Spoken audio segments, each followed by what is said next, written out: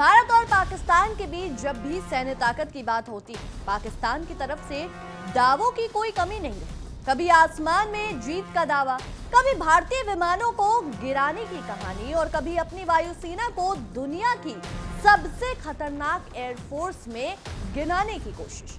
लेकिन जब असली ऑपरेशन की बात सामने आती है तो तस्वीर कई बार उन दावों से बिल्कुल अलग दिखाई देती है। ऑपरेशन सिंदूर के दौरान ऐसा ही एक मामला सामने आया जिसने पाकिस्तान की एयर डिफेंस और उसके रिएक्शन सिस्टम को लेकर कई सवाल खड़े कर दिए। नमस्कार, मेरा नाम नंदिनी सिंह है और आप देख रहे हैं हमारा खास शो ना पाकिस्तान। दोस्तों, बताया गया कि भारतीय वायुसेना के एक मिशन में महज 22 मिनट के भीतर पाकिस्तान के अंदर मौजूद 9 आतंकी ठिकानों को निशाना बनाया गया। इस ऑपरेशन में भारतीय लड़ाकू विमानों ने लंबी दूरी से सटीक मिसाइल हमले किए और मिशन पूरा करके वापस लौटे। अब सवाल यह है कि अगर पाकिस्तान की एयर डिफेंस सिस्टम व्यवस्था इतनी मजबूत थी, अगर उसकी वायुसेना हर वक्त अलर्ट रहती है और अगर उसके रडार और फाइटर जेट्स किसी भी भारतीय गतिविधि पर तुरंत नजर रख सकते हैं, तो फिर इतने कम समय में भारतीय स्ट्राइक पैकेज अपने लक्ष्य तक कैसे पहुंचा, हथियार कैसे दागे गए और फिर सुरक्षित वापस कैसे लौट आए? यही सवाल इस पूरे ऑपरेशन की सबसे दिलचस्प कहानी बन गया है। लेकिन यहाँ शुरुआत से एक बात साफ कर देना जरूरी है। ऑपरेशन सिंदूर के शुरुआती हमलों को भारत ने आतंकवादी ठिकानों पर केंद्रित कार्रवाई के रूप में पेश किया था। भारत का कहना था कि उसका शुरुआती लक्ष्य पाकिस्तान की सेना नहीं बल्कि आतंकी ढांचे थे। यानी संदेश साफ था, भारत का निशाना आतंकवाद है, पाकिस्तान की पूरी सैन्य व्यवस्था नहीं। लेकिन कहानी यही खत्म नहीं होती। इसके बाद पाकिस्तान की तरफ से भारतीय सैन्य ठिकानों को निशाना बनाने की कोशिशें हुई और दोनों देशों के बीच सैन्य टकराव का स्तर बढ़ गया। भारत ने भी जवाबी कार्रवाई में पाकिस्तान के सैन्य ठिकानों और सैन्य इंफ्रास्ट्रक्चर को निशाना बनाया। कुछ ही दिनों में स्थिति इतनी गंभीर हो गई कि दोनों देशों की सेनाएं सीधे एक दूसरे की सैन्य क्षमता को चुनौती देती दिखाई दी और 10 मई को सैन्य कार्रवाई रोकने पर सहमति बनी। अब वापस आते हैं उस 22 मिनट की कहानी पर। किसी भी एयर स्ट्राइक में 22 मिनट बहुत छोटा समय होता है, खासकर तब जब लड़ाकू विमान किसी दूसरे देश के अंदर लंबी दूरी तय कर रहे हो, वहां दुश्मन के रडार मौजूद हो, एयर डिफेंस सिस्टम मौजूद हो और किसी भी समय इंटरसेप्टर फाइटर जेट्स को हवा में भेजे जाने का खतरा हो। ऐसे ऑपरेशन में सिर्फ तेज विमान होना काफी नहीं होता। आपको सही इंटेलिजेंस चाहिए, आपको सही टारगेट लोकेशन चाहिए, आपको दुश्मन की एयर डिफेंस व्यवस्था की जानकारी चाहिए, आपको कमांड और कंट्रोल का मजबूत नेटवर्क चाहिए और सबसे जरूरी बात, आपको हथियार दागने के बाद सुरक्षित तरीके से वापस लौटने की क्षमता यानी कैपेसिटी भी चाहिए। यानी अगर 22 मिनट की स्ट्राइक विंडो में भारतीय मिशन सफल रहा तो इसके पीछे केवल Su-30 MKI की ताकत नहीं थी। इसके पीछे पूरी नेटवर्क आधारित युद्ध प्रणाली, इंटेलिजेंस, सर्वेलेंस, कम्युनिकेशन और हथियारों की सटीकता का योगदान रहा होगा। यानी यही पाकिस्तान के लिए सबसे असहज सवाल पैदा होता है, क्योंकि पाकिस्तान अक्सर अपने एयर डिफेंस सिस्टम को लेकर बड़े बड़े दावे करता रहा। उसके पास रडार नेटवर्क है, फाइटर जेट्स हैं, सतह से हवा में मार करने वाली मिसाइलें हैं और एयरबॉर्न अर्ली वार्निंग सिस्टम भी है। लेकिन किसी भी एयर डिफेंस की असली परीक्षा उसके विज्ञापन या एडवर्टीजमेंट या पीआर में नहीं होती, बल्कि वास्तविक परिस्थिति में होती है। जब वैसा मौका आ जाए उसको इस्तेमाल करने और अगर दुश्मन की स्ट्राइक फोर्स लक्ष्य तक पहुंचकर हमला कर देती है तो सवाल उठना स्वाभाविक है कि आखिर शुरुआती चेतावनी से लेकर प्रभावी प्रतिक्रिया तक कितना समय लगा। यही भारतीय पायलट के कथित आकलन की चर्चा होती है कि पाकिस्तानी वायुसेना की प्रतिक्रिया अपेक्षाकृत धीमी है। यानी अगर ये आकलन सही है तो उसके कई कारण हो सकते हैं। सबसे पहला कारण हो सकता है डिटेक्शन में देरी।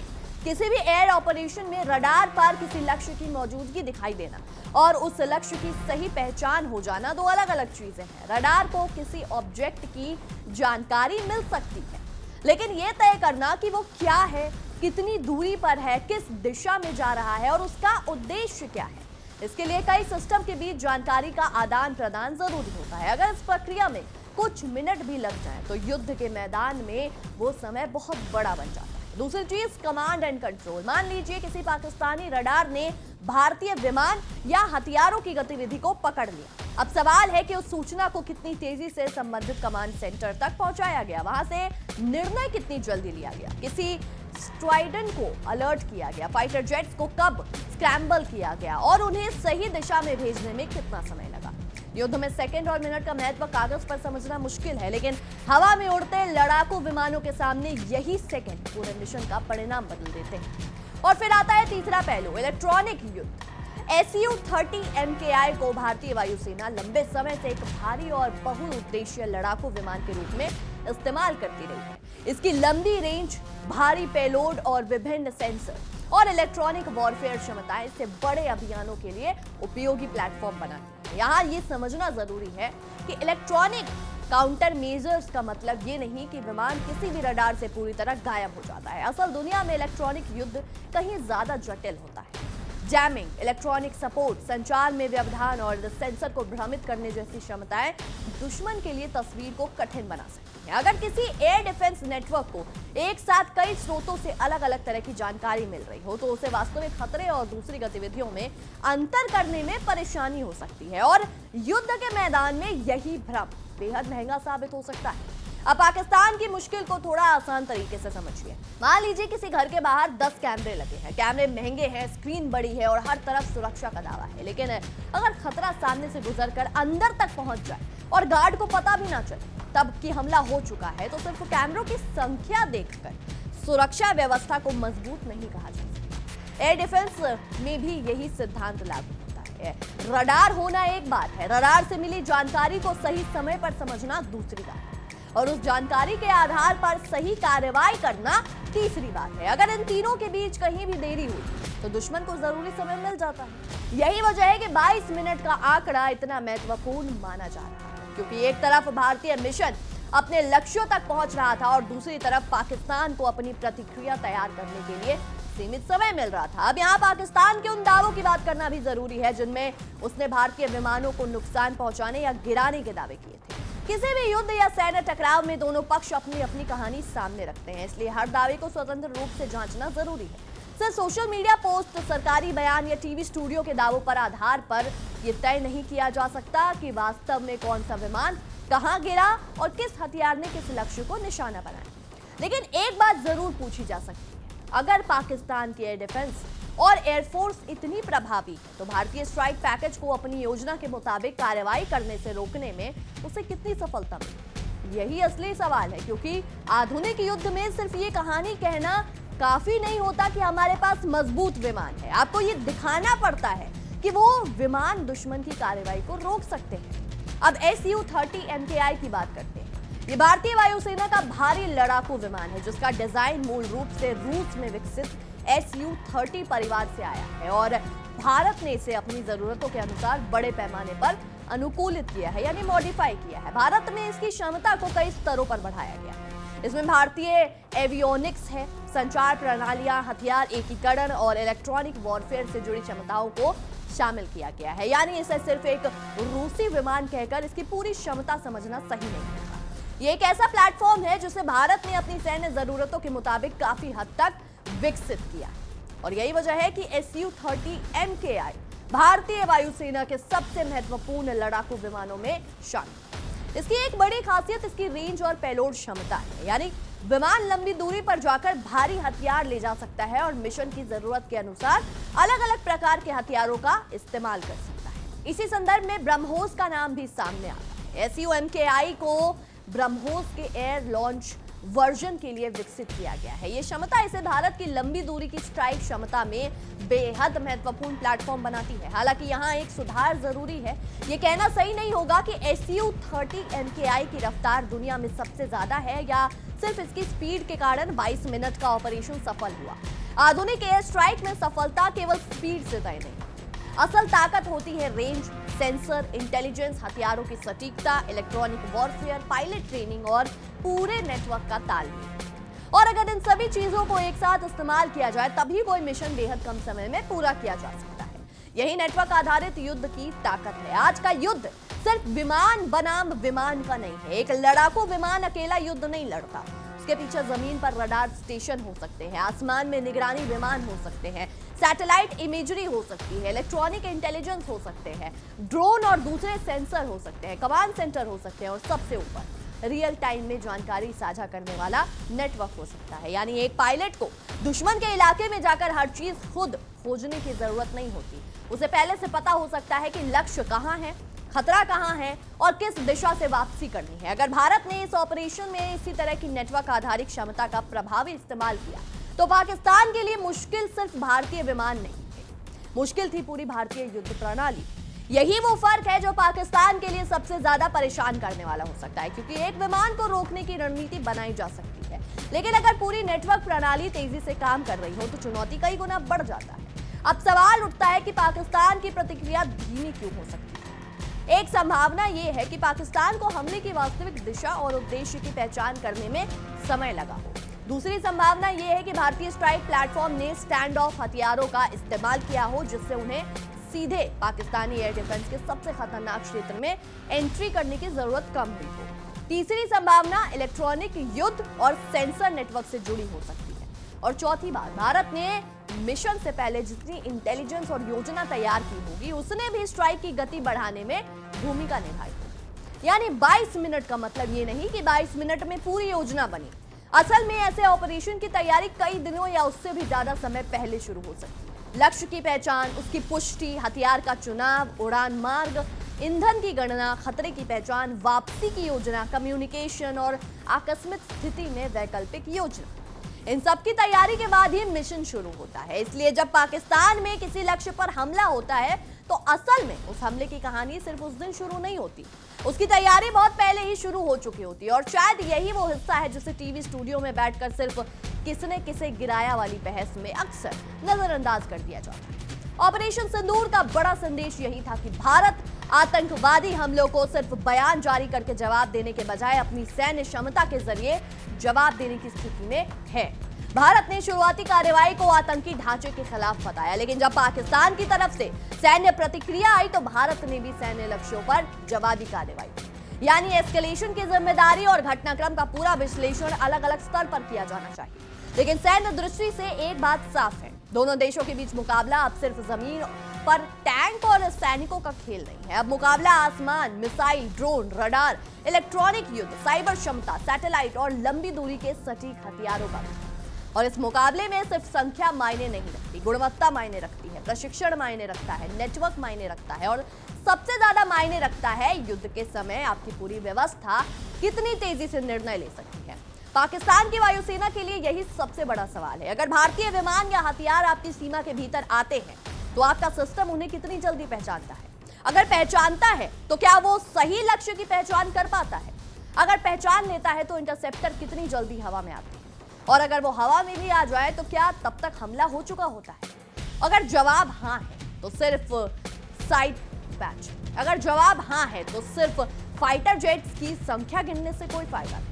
युद्ध में घड़ी किसके लिए नहीं रुकती, और शायद यही वजह है कि 22 मिनट की कहानी पाकिस्तान के लिए इतनी असहज बन जाती है, क्योंकि पाकिस्तान चाहे जितना अपनी वायुसेना की ताकत का प्रचार करे, असली परीक्षा तब होती है जब दुश्मन आपके सिस्टम को चुनौती देता है, और उस चुनौती के सामने आपका सिस्टम कितनी जल्दी काम करता है, यही आपकी वास्तविक क्षमता बताती है। भारत के लिए यह कहानी सिर्फ गर्व करने की नहीं बल्कि सीखने की भी है, क्योंकि पाकिस्तान के खिलाफ किसी भी सैन्य सफलता को क्षेत्रीय या स्थायी श्रेष्ठता मान लेना खतरनाक होगा। पाकिस्तान के पास भी फाइटर जेट्स है, उसके पास भी एयर डिफेंस सिस्टम है, उसके पास मिसाइलें हैं, उसके पास ड्रोन और रडार नेटवर्क भी है, और उसके पीछे चीन की तकनीकी तथा सैन्य साझेदारी भी है। इसलिए भविष्य में मुकाबला और ज्यादा तकनीकी हो सकता है, लेकिन भारत के लिए सबसे जरूरी बात यह है कि उसने अपनी लंबी दूरी की स्ट्राइक क्षमता, नेटवर्क आधारित ऑपरेशन और विभिन्न प्लेटफॉर्म के एकीकरण की दिशा में काफी निवेश किया है। Su-30 MKI इसका एक महत्वपूर्ण हिस्सा है,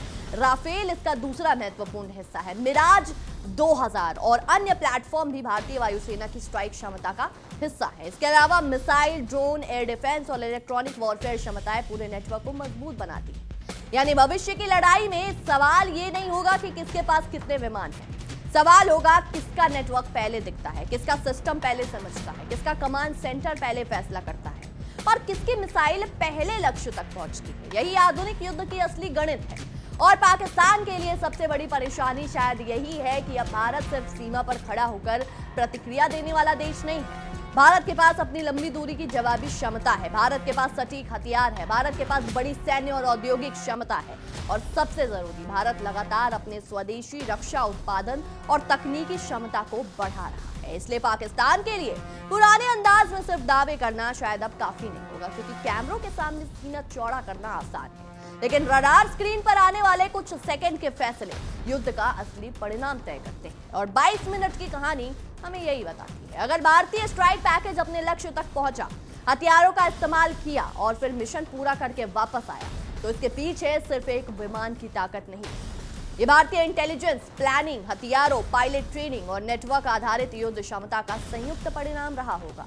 और पाकिस्तान के लिए असली चुनौती यही है, क्योंकि विमान को देखकर डरना एक बात है, पूरे नेटवर्क को समझना दूसरी बात है। और अगर दुश्मन का नेटवर्क आपसे तेज हो तो आपकी प्रतिक्रिया चाहे कितनी भी बड़ी क्यों ना हो, वो देर से पहुंच सकती है। तो अब पाकिस्तान चाहे कितनी भी प्रेस कॉन्फ्रेंस कर ले, चाहे कितने भी दावे कर ले, चाहे टीवी स्टूडियो में कितने भी नक्शे बना ले, असली सवाल वही रहेगा, जब 22 मिनट की खिड़की खुली तब पाकिस्तान का एयर डिफेंस आखिर क्या कर रहा था? क्या भारतीय मिशन को समय पर देखा गया? क्या सही समय पर पहचान हुई? क्या फाइटर जेट्स को तुरंत हवा में भेजा गया? क्या एयर डिफेंस सिस्टम ने अपने लक्ष्य को, अपने टारगेट को प्रभावी तरीके से ट्रैक किया? और अगर सब कुछ इतना मजबूत था ही, तो फिर भारतीय स्ट्राइक मिशन को अपने लक्ष्य तक पहुंचकर वापस आने का मौका कैसे मिला? इन सवालों के जवाब जितने ज्यादा सामने आएंगे, पाकिस्तान के बड़े बड़े दावों की तस्वीर उतनी ही साफ होगी। लेकिन भारत के लिए भी इस पूरी कहानी का संदेश बेहद स्पष्ट है। आज की लड़ाई कौन पहले देखता है, कौन पहले समझता है और कौन पहले कार्रवाई करता है। ऑपरेशन सिंदूर के संदर्भ में 22 मिनट की ये कहानी इसी आधुनिक युद्ध की तरफ इशारा करती है। और अगर पाकिस्तान ये सोचता है कि सिर्फ पुराने दावों और टीवी पर दिखाई जाने वाली आक्रामक बयानबाजी से वो भारत की बढ़ती क्षमता को संतुलित कर सकता है, तो शायद उसे अपनी रणनीति पर दोबारा सोचने की जरूरत है। क्योंकि युद्ध के मैदान में नारे नहीं चलते, वहां चलता है सिस्टम, वहां चलता है प्रशिक्षण, इंटेलिजेंस, तकनीक और सबसे आखिर में चलता है सही समय पर लिया गया सही फैसला। 22 मिनट बहुत कम होते हैं, लेकिन अगर आपकी तैयारी पूरी हो, आपकी जानकारी सही हो और आपका नेटवर्क तेज हो, तो यही 22 मिनट किसी दुश्मन को पूरी सुरक्षा व्यवस्था के सामने बहुत भारी पड़ सकते हैं। और यही शायद ऑपरेशन सिंदूर से निकलने वाला सबसे बड़ा सैन्य संदेश है।